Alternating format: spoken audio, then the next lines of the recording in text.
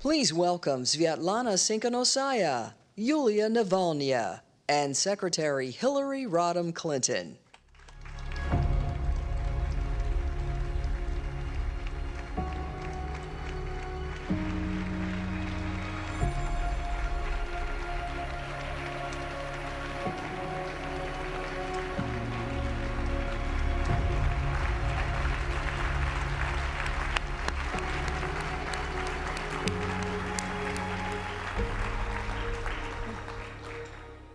Well, thank you for that very, very warm welcome for two of the bravest women I know, two women whom I admire greatly, and who are literally on the front lines on behalf of freedom and democracy and against the dictatorships and autocracies that would try to limit the human spirit. And I just want you to get to know them a little bit in this interview, because I want you to know what they are doing, because they're not just doing it for themselves and the people of Russia and the people of Belarus. They're doing it literally for all of us. Sviatlana, let me start with you. In 2020, your husband was arrested while preparing to challenge then President, still President, Lukashenko, in the election that year. And after he was arrested, you ran for president, and it's widely acknowledged you won that election. But you had to flee with your children to safety. And the last time I saw you, you told me you had not heard from your husband. You had not heard anything about whether he is still alive even, because you haven't been able to speak to him for over a year. I want you to maybe describe for our audience, both in the room and on live stream, what has happened to you in the years since as you've taken on the mantle of leadership, and what is it you're trying to accomplish now as a, in effect, leader in exile? Thank you, Hillary. Thank you for having me tonight. It's so important to tell the story of Belarusian fight for freedom and democracy, the values you enjoy every day. So in 2020, the life of all the Belarusian people changed forever. In 2020, Belarusians uprised against dictatorship, uprised against injustice, and Lukashenko lost elections, but he couldn't accept his defeat and unleashed the most brutal terror our country has seen since Stalin's time. So now Belarus looks like a huge prison with 9 million of hostages. People can't be vocal. People can't say a word for our political prisoners, for Ukrainians, against the war, because they are considered as enemies to this regime. And my task as leader of democratic movement, leader of democratic Belarus, as president-elect, is to keep our fighting on. Because, you know, when every day you are going through pain, through tears, through sufferings of not only your own, but all the Belarusian people, it's so easy, you know, to give up, because it's extremely difficult, you know, to fight against dictatorship. But we have so many allies all over the world. We have wonderful Belarusians who are not giving up despite all the repressions. What we want at the moment, we want to dismantle the regime. We want to hold free and fair election and want to return to our European roots. We always belong to European family of countries, and we want to return to this family. But, you know, Russia, as ally to dictator Lukashenko, is dragging our country back into the Soviet Union past, and we want to develop. We want to choose our future ourselves. So this is what we are fighting for at the moment, and you know, I don't hope about future of Belarus. I'm sure that we will gain what we want, but of course we don't know how much effort and how much time it will take. You know, Sviatlana, the things you want are the things you should have.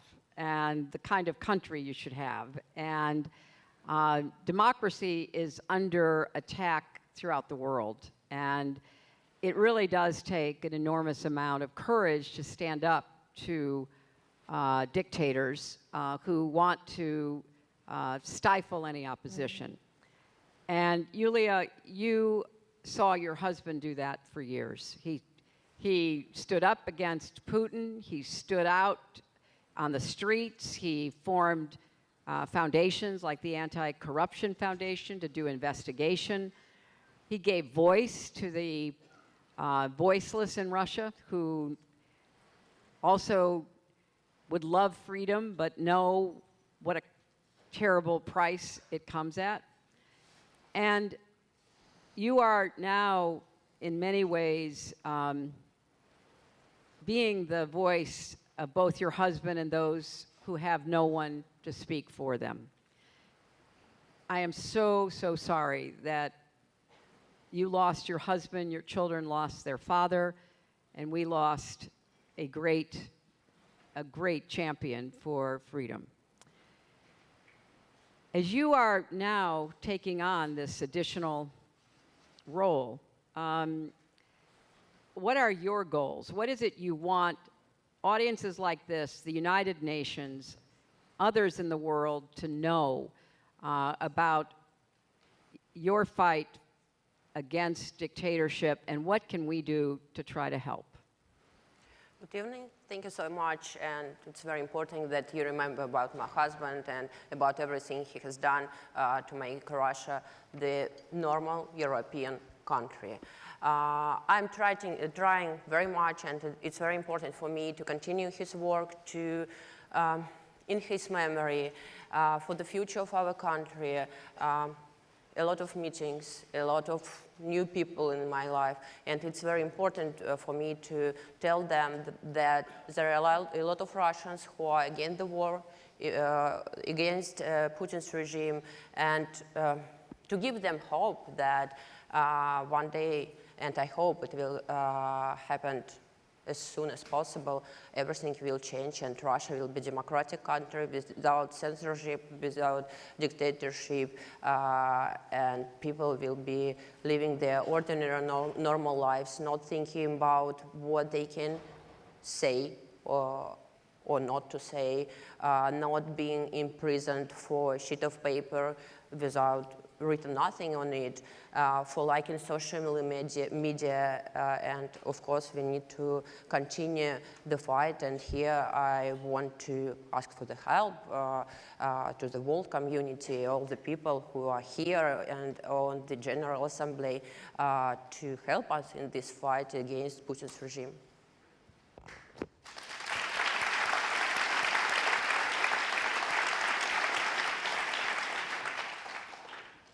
When both of you think about the future that you want to see, do you have specific ideas or requests as to what the international community, what the United States, what everyday Americans and people around the world could do to support you? Sviatlana, you, I know, travel on behalf of not just your husband, as important as that is, but the people who believe in a better future for the country that he represented, that you represent. What more can we be doing? It is so frustrating to see both of you fighting for freedom, which is our fight, and knowing that there has to be more that all of us can do to support you. You know, I want the people from the democratic world to understand that if there is at least in one country dictatorship is prevailing, so this is a threat to democracy in common. And I think we have very difficult and turbulent times now. And I think that every person has to understand that it's moral obligation of each of you to contribute somehow in democratic in strengthening of democracy, not only in your countries, but also help those who are fighting for the same values your countries are based on. You know, you are on the eve of elections, and you don't know who will be your president, debates, but you have possibility, to speak aloud whom you want to vote for, what do you want from your future president. And it's a luxury not to know who will be your next president, because in dictatorship, we always knew who will be re-elected. And people always have been jailed who were challenging dictators. We always had political prisoners, and we have to stop this. So what nations who are fighting against dictatorship, who are fighting for human dignity and justice need from democratic world, we need you to be strong, consistent. We need you to be to use all the tools democracy has to help those who are in need. Because I see how dictators don't respect democratic world. They think that democracy is weak. And sometimes this undecisiveness emboldens dictator to cross red line after red line, and nobody knows where the last red line is. So they are testing democracy, how much you can suffer from dictatorship until you say loudly it's enough. So they're testing you, and they're trying to poison your minds. They think that they try to make you sure that there are simple solutions to difficult situations. There are not. And they ask you maybe to sacrifice a little bit of your time, of your cozy, comfortable life, and stand with countries and nations who are fighting against this global dictatorship. This is what we need. People who are fighting need to recharge their battery constantly, because time, pain, it's like emptying in people. And this is you who can inspire us to continue this fight. Your solidarity, your assistance, your attention to us really give us strength to continue.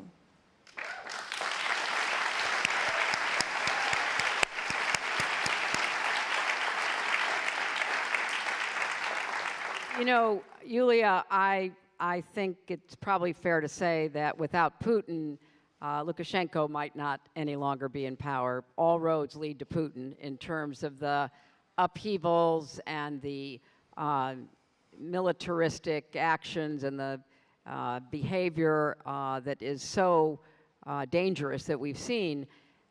We need to know more from you based on your experience, the work that your husband did.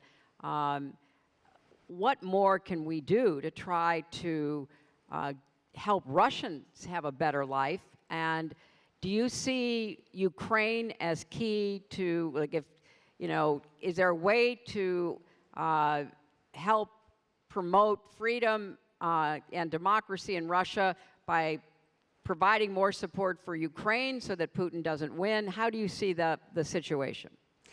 Thank you very much.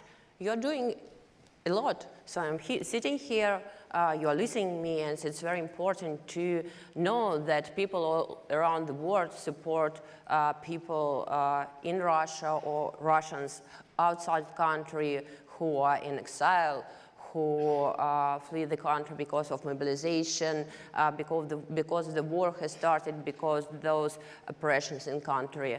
And it's very, very important to bring them this feeling, and you're doing this right now, that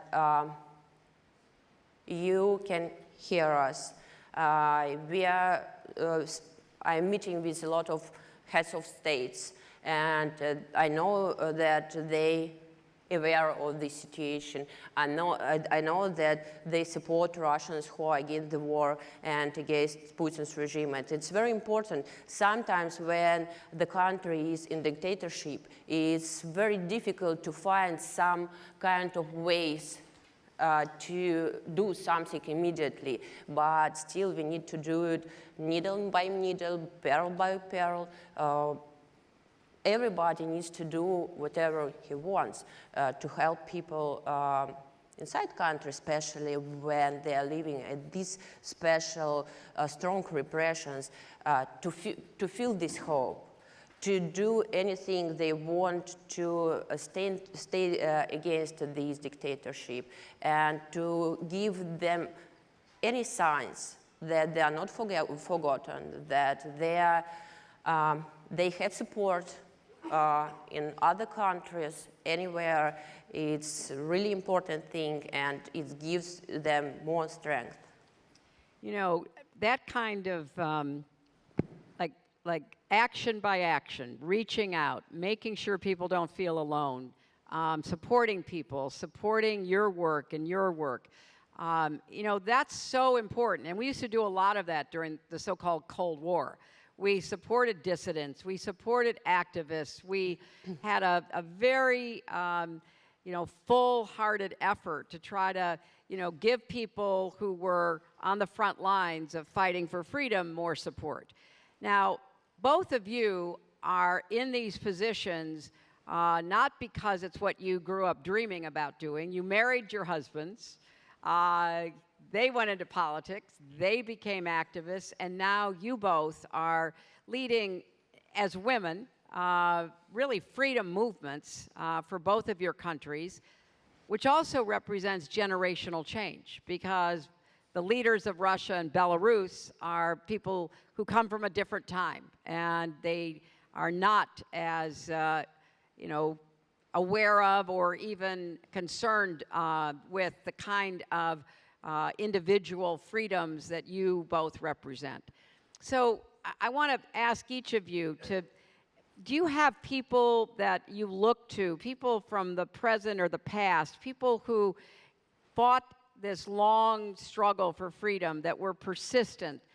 In addition to your husbands, are there others that give you strength or some kind of model for what you feel like you can accomplish, Sviatlana?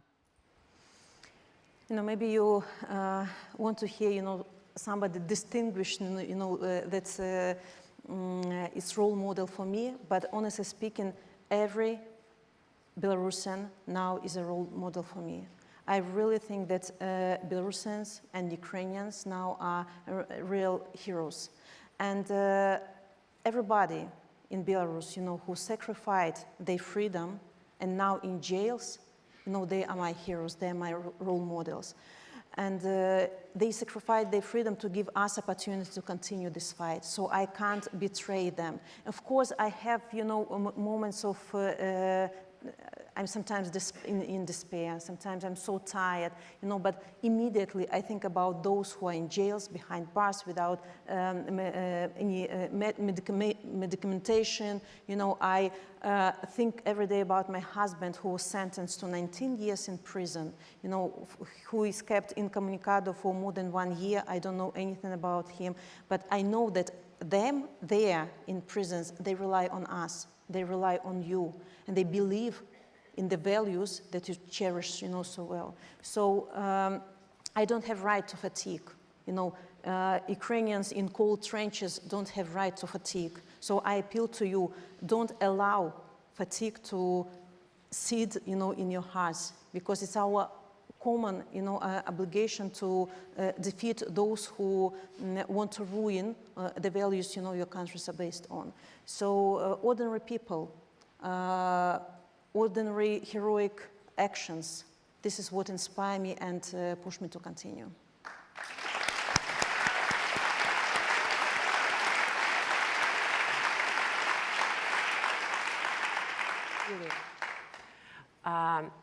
I think I will start from the point that there is not just Russia and Belarus has authoritarian regimes, and there are a lot of people all around the world who are living in countries with dictators in the heads of the states. And it's very important, of course, to remember about them as well.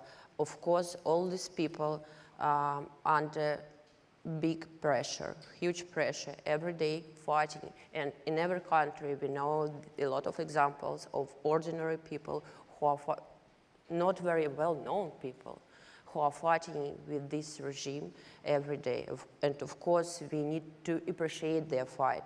We need to remember about all these people in every country that they are standing against these dictators, that they are standing for the truth, they are standing for the justice, and they are doing every day probably very small things just to make this freedom, democracy in their countries happen as soon as possible.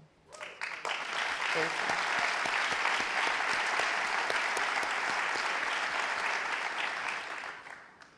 As we close, I just want to emphasize that what they are fighting for is our fight.